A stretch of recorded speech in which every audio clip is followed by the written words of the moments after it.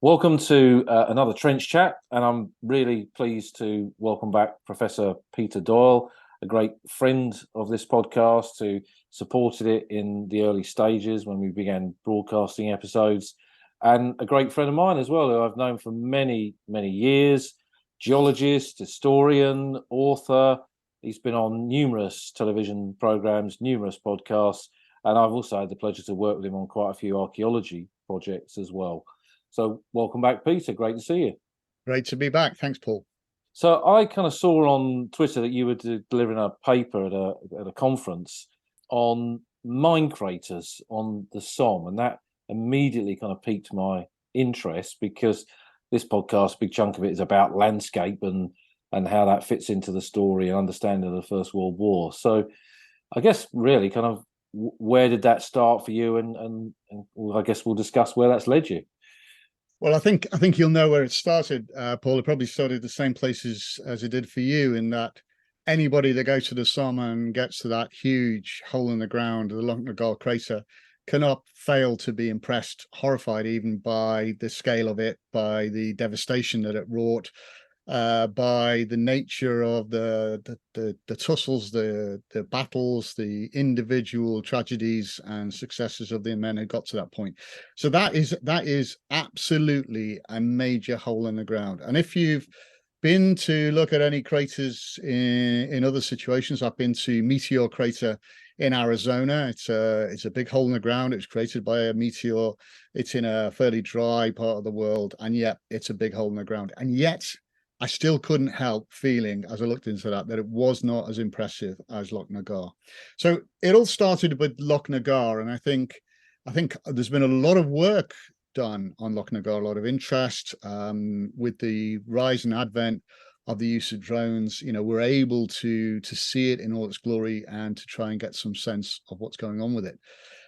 My interest then started with it because I was working with a bunch of guys from a number of universities, Jamie Pringle and Chris Wisniewski from Kiel University and others from Staffordshire University. And they were working with the Hawthorne Ridge Crater Association, looking at that, throwing many different pieces of quite heavyweight tech at this to see what it could characterize. And I thought, working with those guys, wouldn't it be great if we had a kind of view as a whole of all of these craters that were explicitly exploded on the 1st of July, and to look at them in their sort of cultural and historic significance. And it's that I really was keen on. So whilst the tech guys were keen on throwing their kit at it, I was thinking, wow, these are holes in the ground that were really significant. They've been in many artworks and many, incredible accounts.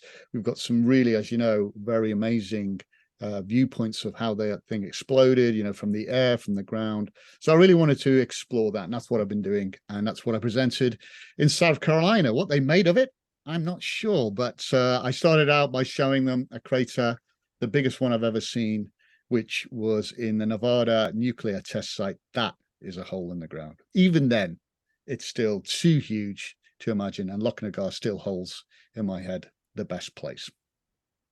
And I guess these kind of mine craters have become symbolic of the First World War in that kind of alien landscape that we see depicted in imagery of the conflict. They're very much part of that story. They are, and I think it's really interesting. Just this last weekend, I was in Flanders and Ypres Salient, and I went to see the Bluff crater. I'd actually not seen the Bluff crater before. And anybody who knows those craters, the Bluff, Caterpillar, and the ones in and around the Messines battlefield, some ways this is sort of slight disappointment. Well, where's the hole in the ground? Why isn't it, like a crater? Why isn't it like a meteor crater? And that's all down to the ground conditions, as we know, and very complex as it is in Flanders. But when you go to the Somme, it is the chalk soil and the principle of this thing exploding that soil out of the ground and leaving this great gaping wound. And it is therefore fascinating that those things are preserved, and particularly Lochnagar preserved in this sort of entirety. But I was also struck by the fragility. If it hadn't been for Richard Dunning, I think, who saved Loch Nagar, if it hadn't have been for the work of the Hawthorne Ridge Crater Association and others to actually work on Hawthorne, where would they be? Because there is that one missing crater, the one that you very kindly supplied a photograph of from your archives, YSAP. That was a huge crater, but there's no record of it. So I was struck by, although these are incredible, huge holes in the ground, very, very dynamic looking with these sort of crater-like shapes that we get on the Somme, rather than the sort of rather fallen in areas that we get in Flanders. But they are fragile. If you can fill in a hole in the ground like YSAP, you could easily have filled in a hole in the ground like Loch Nagar. So it's an incredible piece of fragility. No, that's an interesting point. I mean, I kind of remember going up onto the Red Ant Ridge, which was an area of much smaller mine craters, from that kind of early period, some of them probably dating back to the French tussles with the Germans much earlier in the war. And now there's just a kind of slight dip where they were. There's no craters at all. And it does make you wonder what has been lost. Yeah, and I think one of the interesting things, of course, is that if you go to some of the most famous mine activity, you'll get used to seeing that. So even just going to Vimy Ridge, I mean, even just go to Vimy Ridge and you'll see those mine craters in no man's land, and you'll see the work of human beings to kind of create this devastation, but also to create maybe trenches and the like. The very crater I was talking about, the nuclear crater that was formed in Nevada, the plans they had there was to explode underground munitions to create a new canal. This is the kind of craziness that they were coming to, and so that's not a million miles away from what people were trying to do in creating a set of trenches or defensive positions, and those are still there. But natural processes come into play, and those natural processes will mean gradual creep of the sides and slopes, gradual failure of those, and infilling. And I think that's why I was always struck by the difference between Loch Nagar and, of course, Hawthorne Ridge. And that all comes down to the nature of the soils of the Somme, which are largely misunderstood, as is often the case.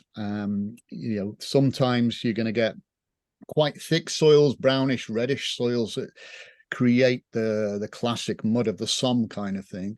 And then you're going to get those ones like at Loch Nagar where that doesn't exist nearby. It is just literally the white broken chalk soils, and so those things are going to be a lot more stable than the other materials. So Hawthorne, with its collapses it's a lot less stark than Loch Nagar, and that is all down to natural processes and degradation. And so it's great to see people actually taking an interest.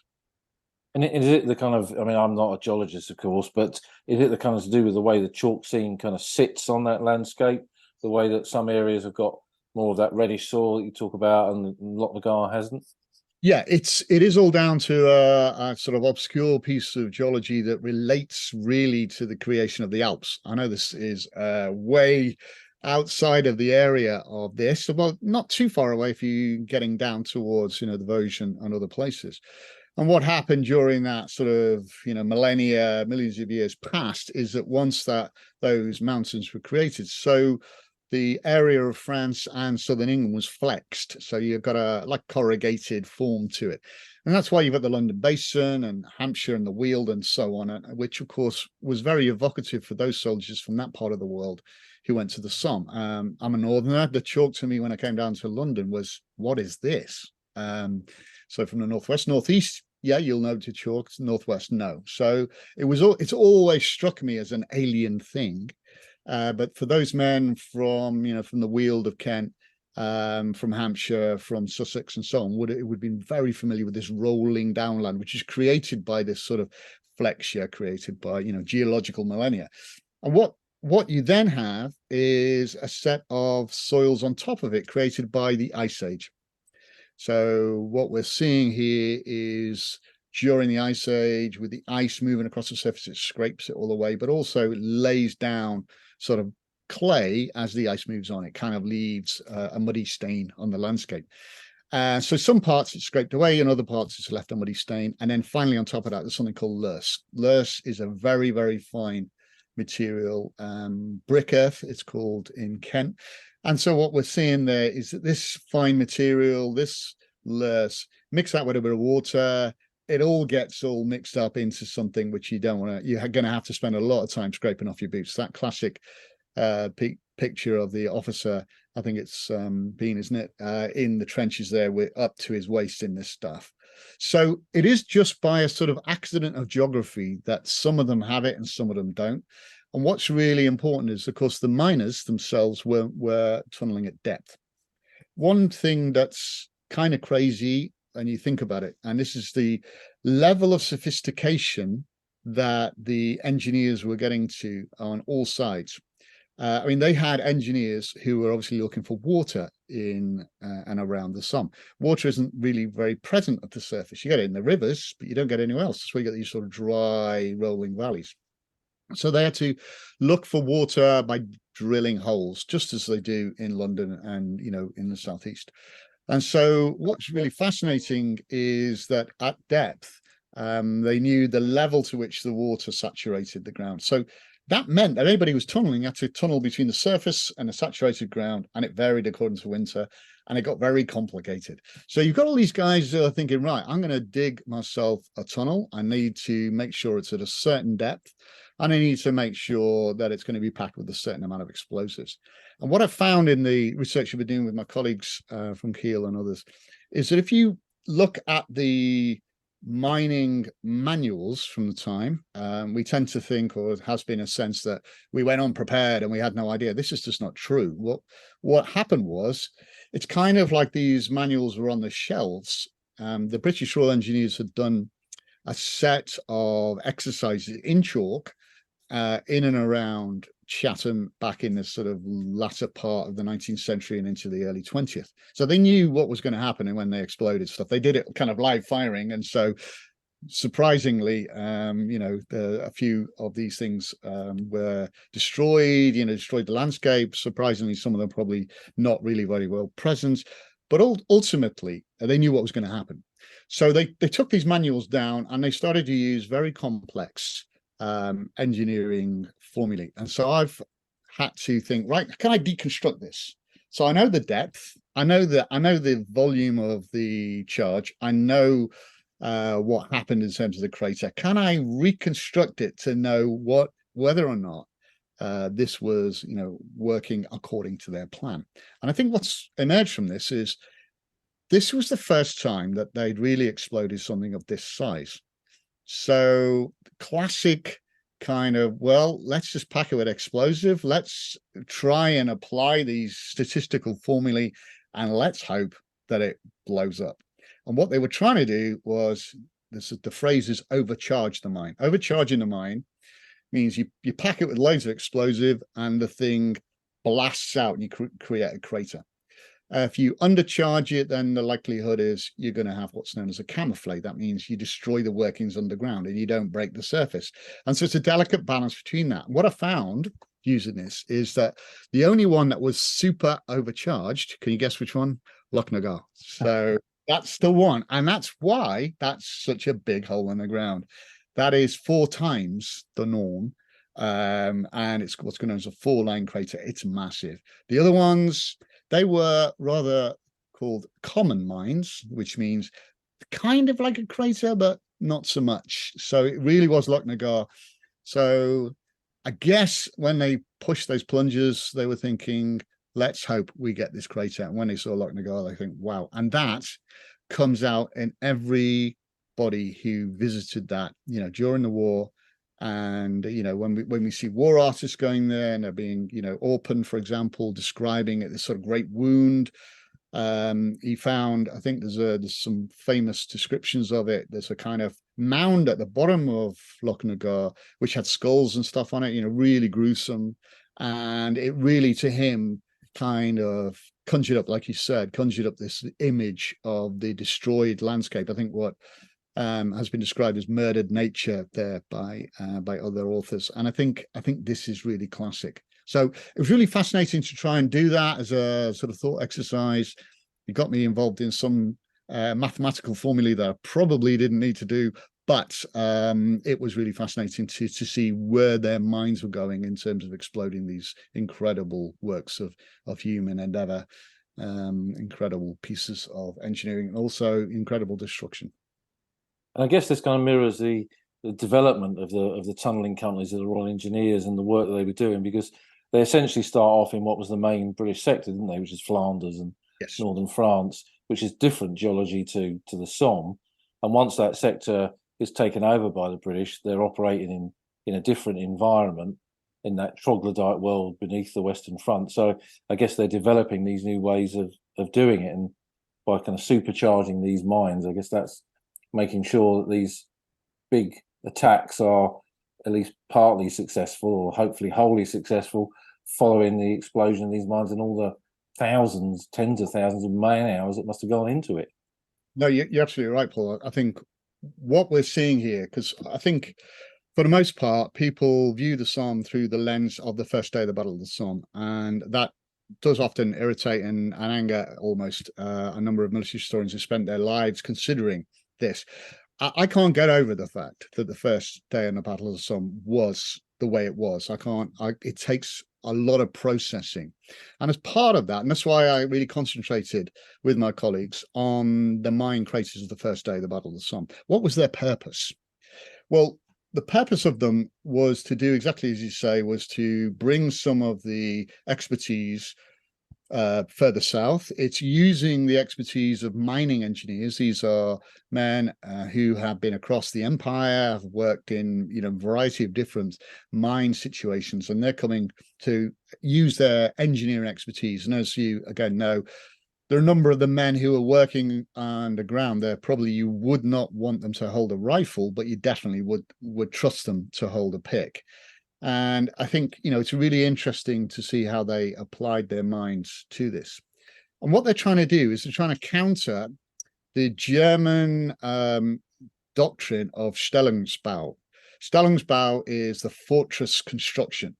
And I think getting my head around this is really about understanding just how the Germans created a fortress, because we are seeing a mutual siege. And that mutual siege is, held as two lines. But the Germans, of course, had mastery of that because they had captured the high ground in most cases. They had selected where they were going to dig their trenches, and they had no reticence about creating the western boundary of their, in fact, their war. So that's what they were doing. They were creating something to hold off the Allies whilst they defeated the Russians in the east. So hardly surprising, they're going to bring all of their engineering skill, and they're going to make sure that it combines their skill so that they have combined fields of fire, they have defense in depth, have the capability of protecting their men at depth in these deep dugouts. I mean, you'll know this very well, as will many listeners. There's almost a sort of, how dare the Germans, how dastardly Germans for digging deep dugouts, and how terrible that was. Well, what else are they going to do? I mean, why wouldn't they do that? It's a different imperative for the British and French, of course. They're trying to attack, and they're trying not to sit there in these trenches, but the Germans are holding it. And you can't help drawing parallels between that and the terrible Ukraine war right now, as you see this unfolding right in front of us. The Germans have created a fortress, and so what they're trying to do to combat Stellungsbau is to dig tunnels underneath the strongest German fortresses in that. So, like the Schwaben Redoubt, for example, which didn't have a mine under it, but the Wunderwerk and other things. They had many different of the elements of this in their Stellungsbau. And of course, they took over from the French when they arrived, May or maybe earlier, and to try and to pick through this and to dig these. They were taking over the French action. So they didn't have a hugely coordinated campaign. They didn't take out every piece of the front line. That would rest with another mine war in another part of the front line in, of course, 7th of June 1917, and the Battle of Messines, when they did coordinate it, and where they did have every single one of those fortresses exploded by mines. Here, You had them wherever they could. They tried to make up for it by having these what's known as Russian saps, which were shallow tunnels, which they would break out and allow the men to emerge. But nobody told the men, and nobody told the commanders on the ground. And so this was largely wasted. So they were going to have, these exploding mines, and they were going to have these other, saps. And then it came down to the commanders on the ground. They'd not seen things this size. So Hunter Weston, of course, had seen mines going off in Gallipoli, where there was a mine warfare there, and he had experienced it, and understood what was going on in the north, where there were this sort of cat and mouse trying to explode these mines. Here, this is something different. These are going to be huge mines, overcharged. We know about Lochnagar. And what was going to happen was that as the mine exploded, it's going to create this huge fountain of earth and stone. And I think one of the things that is probably the most significant thing that I've drawn out in the paper that we were putting together on this is, if you think about it, one of the most important cultural artifacts from the Somme with us today is the film The Battle of the Somme, and in that, the explosion of Hawthorne as it goes up, and you can see it as it goes up. And so, you can see all of those things falling down. And what Hunter Weston and others were engaged in and worried about was, of course, what was going to happen when this thing blew up. And so there was a huge tussle.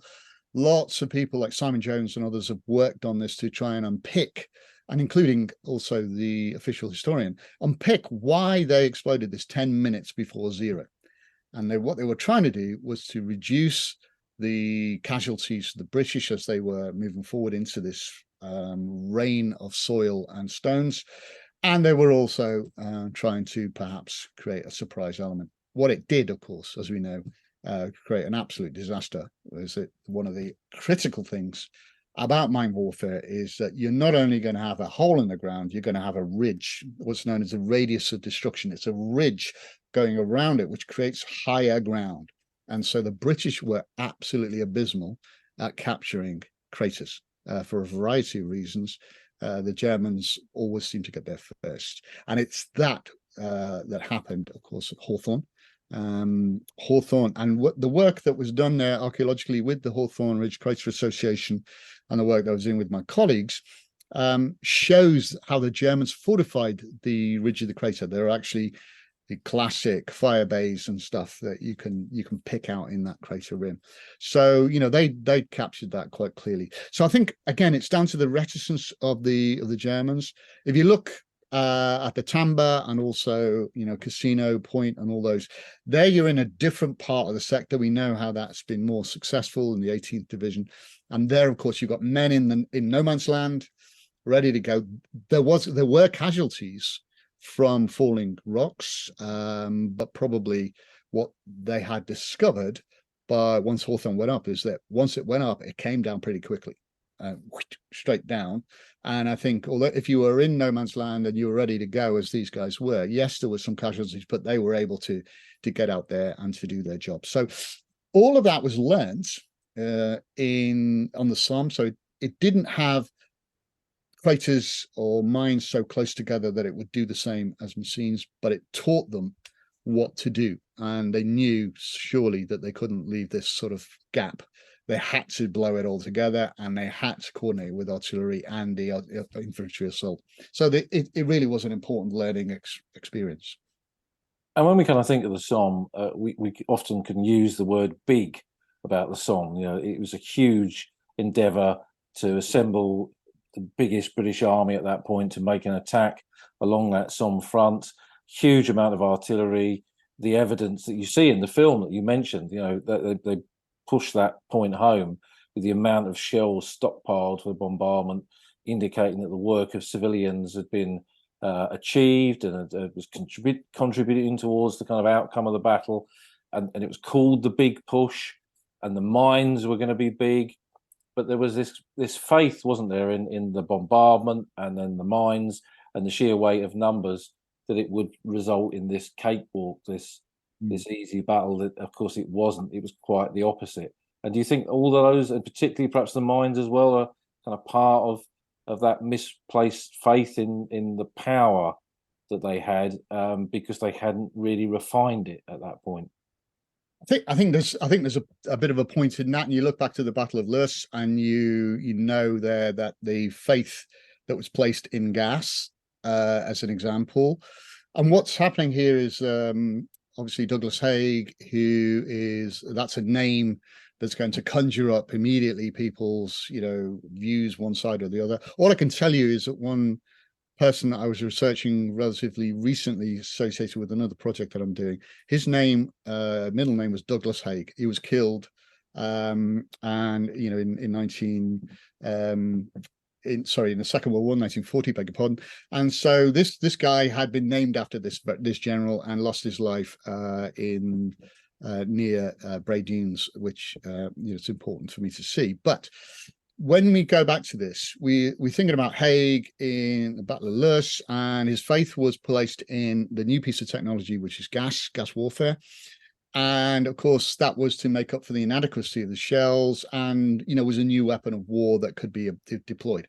As we know, it was mixed success. The same on the Somme, there's mixed success.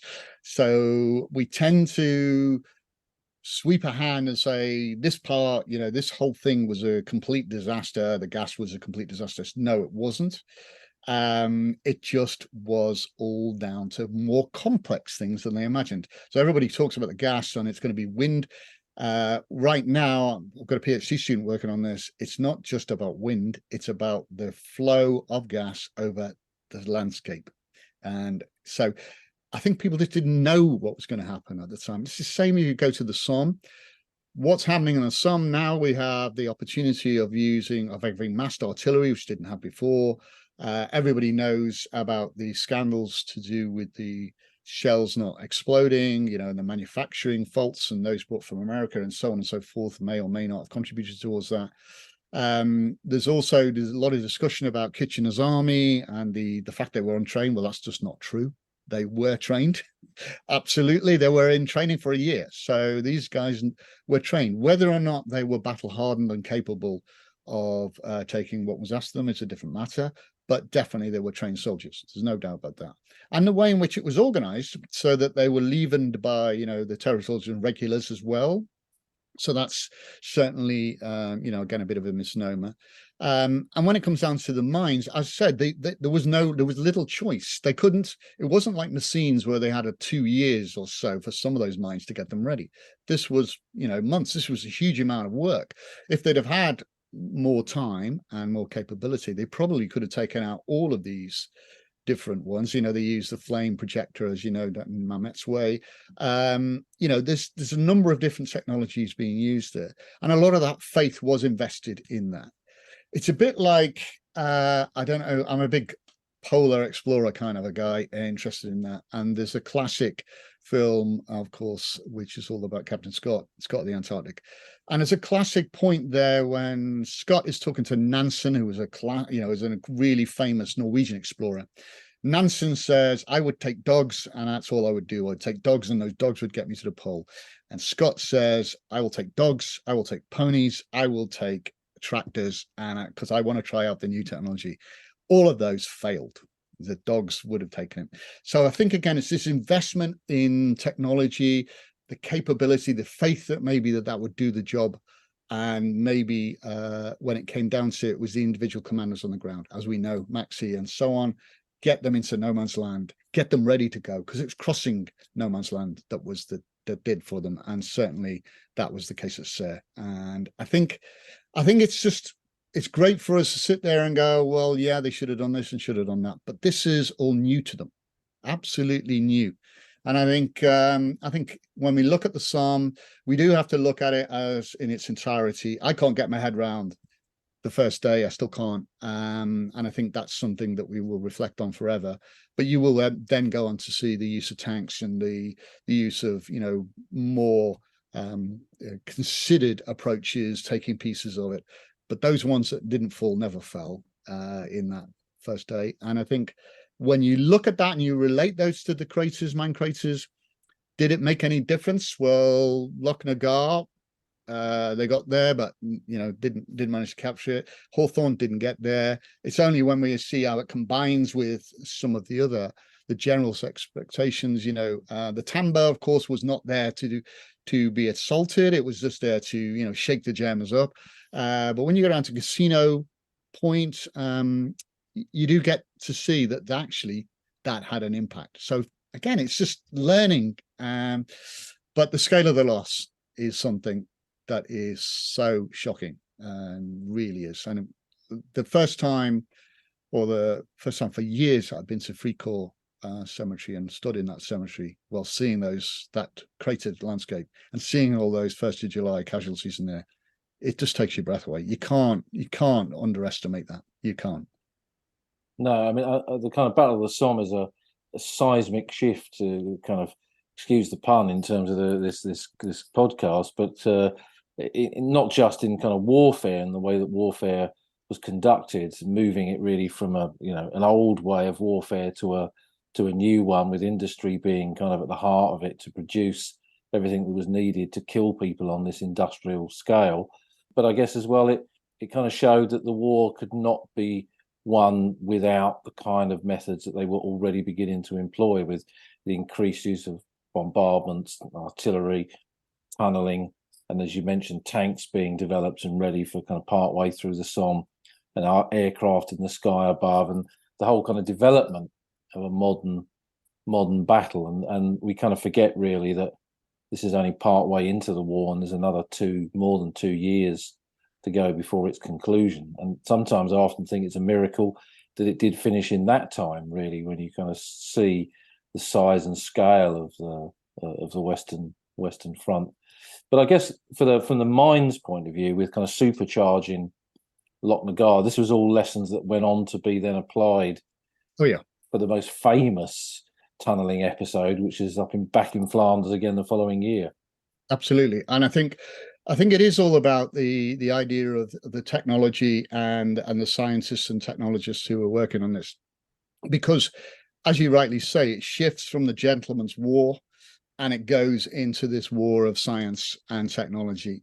And so logistics really matter. The military industrial complex, in other words, the people at home creating those weapons.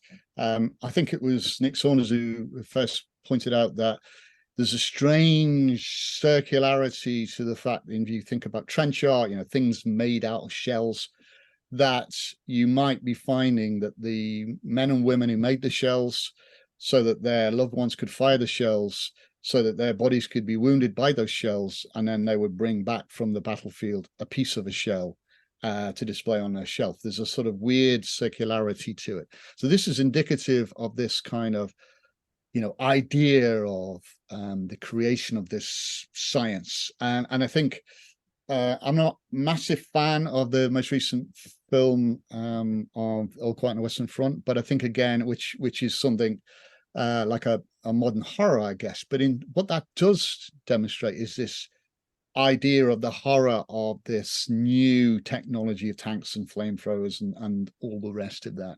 And so all of that is being created. If you can get all of those big minds together, if you get all of those people and specialists like we've discussed in this podcast so far, then you're going to have, and you have a general like Plumer who's going to be methodical, careful, and plan it to a degree. May look like, sort of Colonel Blimp character, but that guy knew what he was doing. And I think he was able to construct the idea of this earthquaking the ridge, which, of course, Norton Griffiths and other, entrepreneurs, if you like, were saying, let's get this done. Let's get the tunneling companies together. There's a huge interest in tunneling companies right now, and, rightly so.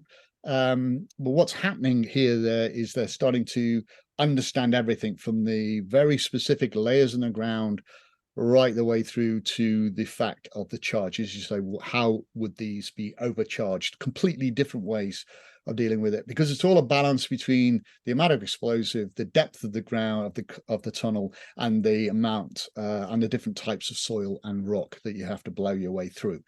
And I think it's they had geologists, they had mining engineers, they had specialists in every aspect of this, and they had to deal with other things. One of the things about disposing the spoil is important, because I think you've alluded to this. This is a battle now. This is a war space, which is not just on the horizontal. It's on the vertical, and it's on the vertical that goes below the ground and into the air. So, your Red Baron and guys at the top, they're not just flying around in their fancy aeroplanes to pick off other people in fancy airplanes. They're there to pick off the men who flew the observation aeroplanes, who could see what was going on and make out those mines and consider the kind of things like construction of aerial photographs and maps. They were there. It was a simple brutality to knock those guys out of the sky. That's what those fellows were there for.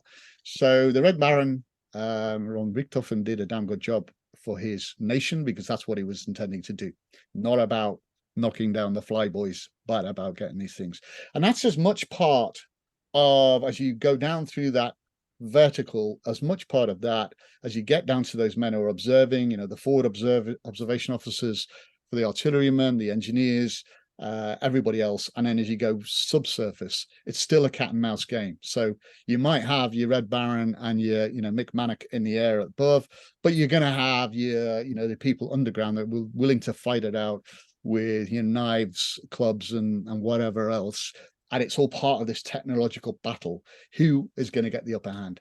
Better machines in the air, better technology, understanding underground. And it's no sort of jingoistic viewpoint, but the British had really encapsulated that in Flanders.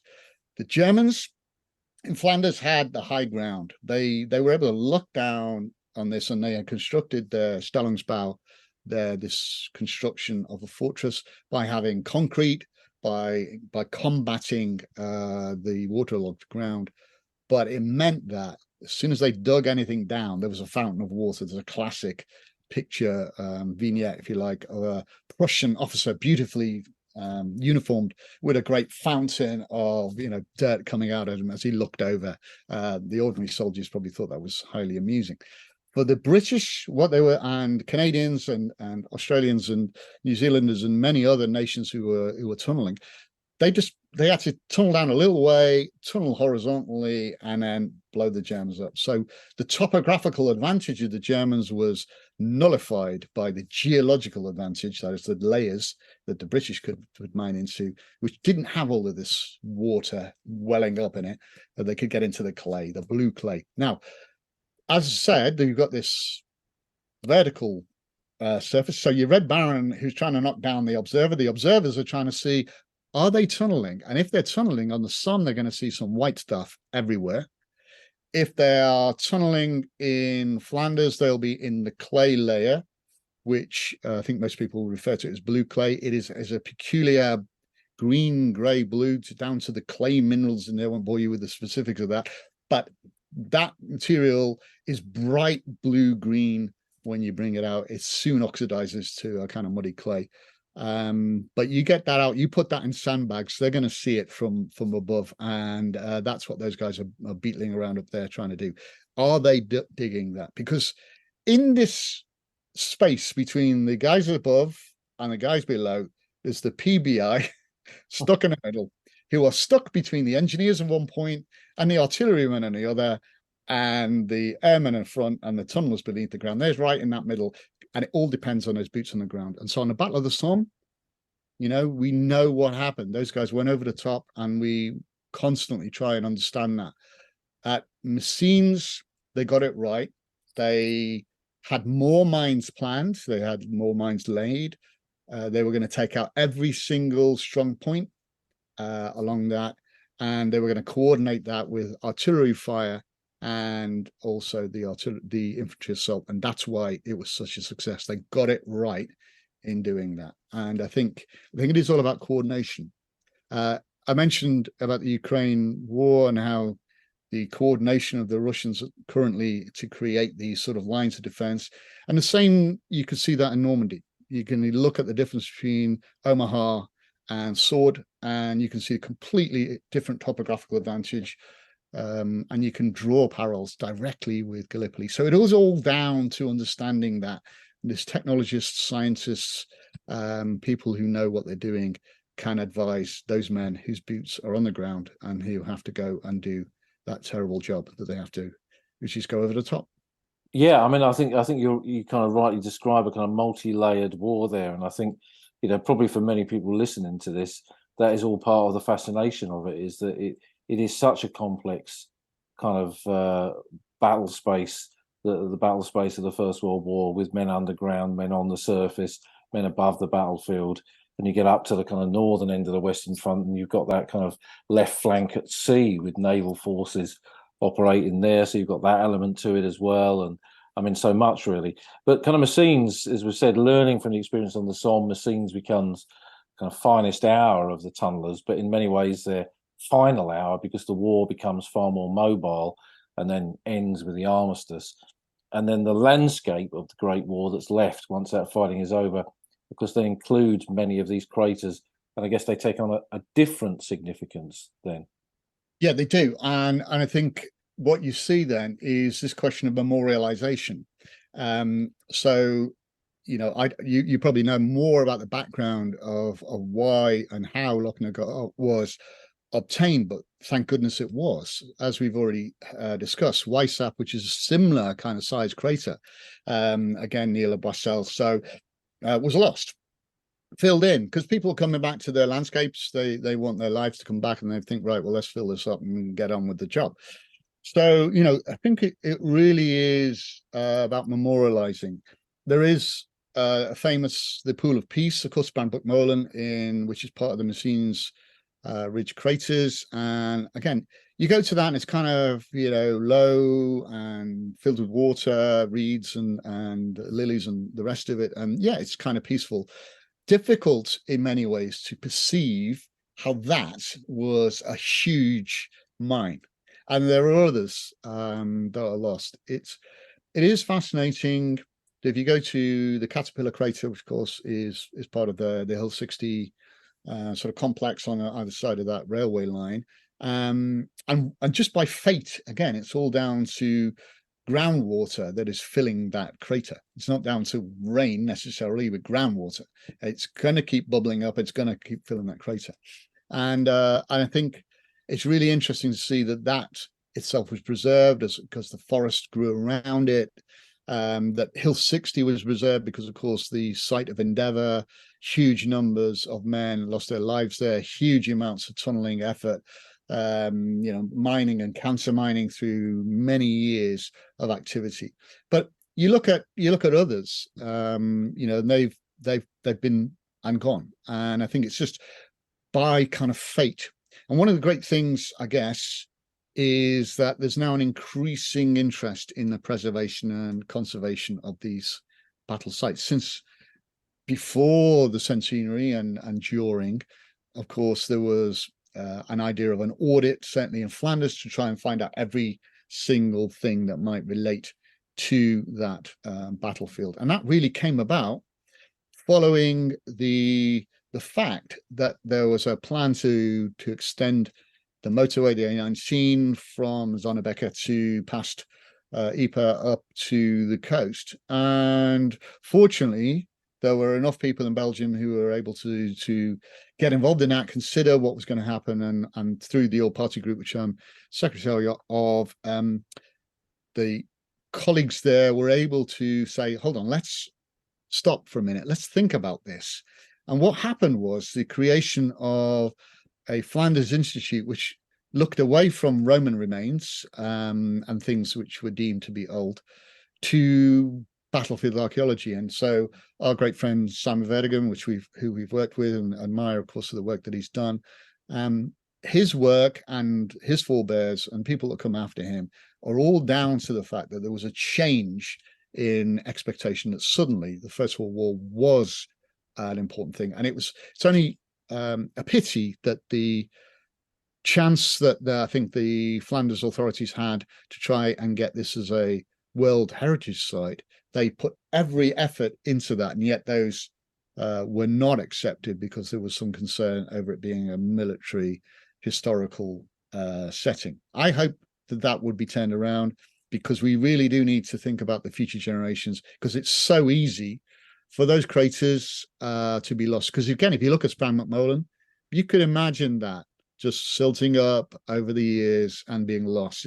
And certainly the same in a number of the other craters, smaller ones in and around the landscape. And the question is always, how do you value that? What makes that more important than this? And that is the big conservation question, always.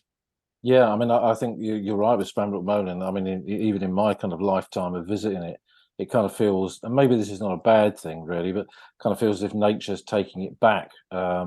It's becoming more and more overhung, and the kind of, I think the nature of the water that's in there looks different to me to kind of what I remember from the past. There doesn't seem to be as many people fishing in it anymore as there once was, for example.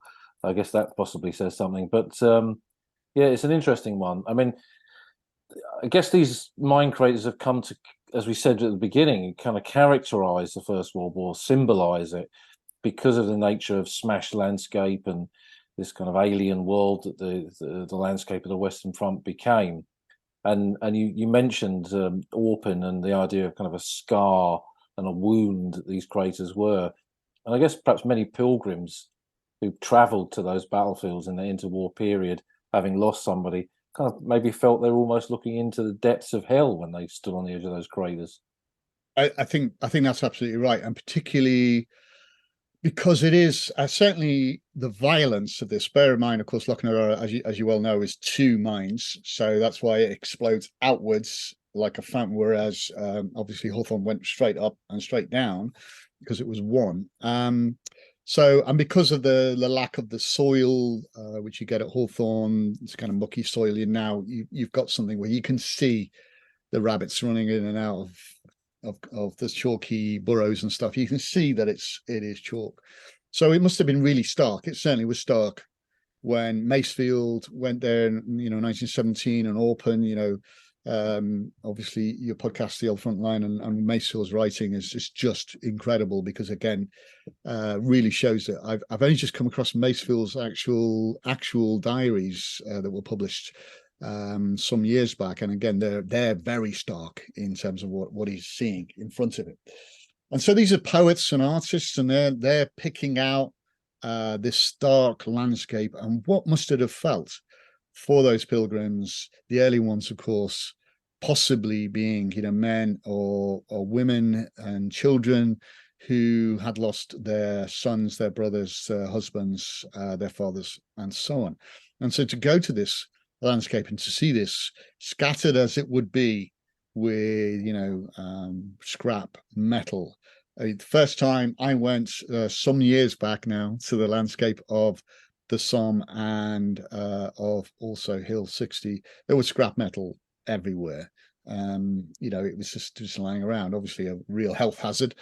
But I think it must have been incredible to have seen that, and what you must have thought. Maybe they felt that if my father, son, husband faced this, how terrible it must have been, and maybe it was something that they never forgot, and maybe it was something that they may have had great concerns over or upset when they saw it, or maybe they thought, well, he did his piece, he lies at peace in the beautiful fields of the Somme. And as you rightly say, everything is huge on the Somme, and the skies on the Somme are just the best. I mean, those men lie under that beautiful azure blue sky, and you think, wow, how could human beings do this in this amazing landscape and to each other? It's a horrific thing. And that's what happens in war. And so bigger and bigger holes in the ground, bigger and bigger weapons of destruction. And that's what you're going to have, the PBI in the middle, and those people who mourn them when they fall. And I guess that, kind of like symbols of an ancient civilization, the craters come to kind of stand for what that war was about, and generations, way into the future will stand there, just as we've both taken people to the edge of these craters, and they kind of look at these things and they can't really believe that it's even possible. 1,000 years from now, you'd like to think that people will still be doing that. And you've mentioned Ukraine a couple of times. I guess there's a resonance there as well, that kind of history is repeating itself, and that once this war is over and Ukraine is victorious, which we all want, then there will be people standing on those battlefields having exactly the same kind of emotions as those pilgrims that we often spoken about and written about and discussed and seen in the kind of faded images. There'll be the same thing now. Absolutely the case. And I think I talked earlier about the engineers taking those manuals off the shelves and reopening them. That's happening right now. So although not as far as I'm aware in the Ukraine war, but certainly in the Middle East. And just a few weeks ago, there was what they call a tunnel bomb. In other words, one of these mines, which was exploded and created craters. There was a casino, I think, hotel, also some years back now, and maybe 2016, something like that. Again, there'd been evidence of underground work, of tunneling. This is going on right now, and these people are using, the actors in this are using explosives simple as fertilizer and are creating the same kind of activities. So the idea of mine warfare having reached its apogee, in the battle of the machines, which took a lot of planning and organization. Well, that's happening right now also. And so there's no doubt that this is likely to happen again. And they're going to take those manuals down, they're going to reapply them, and they're definitely going to be, at some point in the future, standing on the rim of those craters and imagining what it must have been like, or trying to imagine what it must have been like. And also, pondering on the fact that why do we as human beings do this to each other? It's incredible to see. I guess once again we kind of prove to ourselves that the Great War never exists in isolation. It's always part of a wider story, part of a past, part of a present, part of a future. Absolutely. Yeah. Well, Peter, I mean, it's, as always, it's absolutely fascinating talking to you about these kind of subjects. You've always got so much to give and so much to tell us, so it's a real pleasure. I don't think this is something you're going to be kind of writing about in the future, or what you're working on at the moment from a writing point of view, but maybe it's a secret. No, not at all. So I have a paper at that conference. I have an article that is in with them being reviewed right now. But I really want to sort of take that a little bit on and look again at this kind of landscape issue. So yeah, you can assume that I'll be looking at that. But right now I'm working on a different war, the Boer War, and I'm looking at Queen Victoria's chocolate tin to match Princess Mary's cigarettes. So yeah, watch this space for that.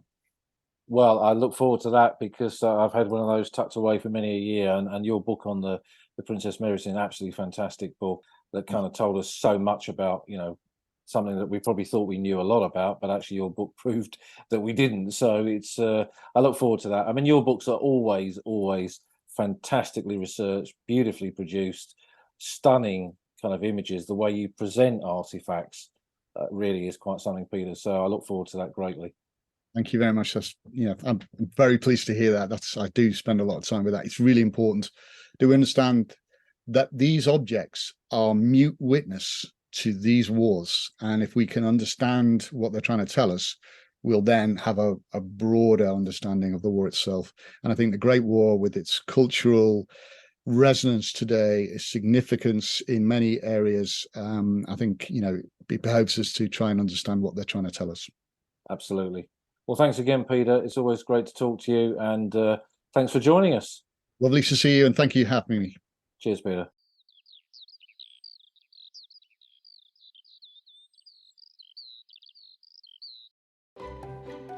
You've been listening to an episode of The Old Front Line with me, military historian Paul Reed. You can follow me on Twitter at Somcore. You can follow the podcast at Old Frontline Pod.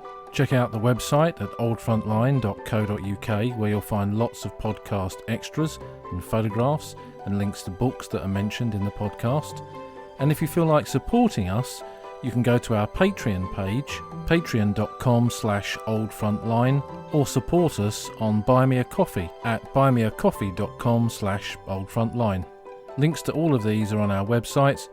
Thanks for listening, and we'll see you again soon.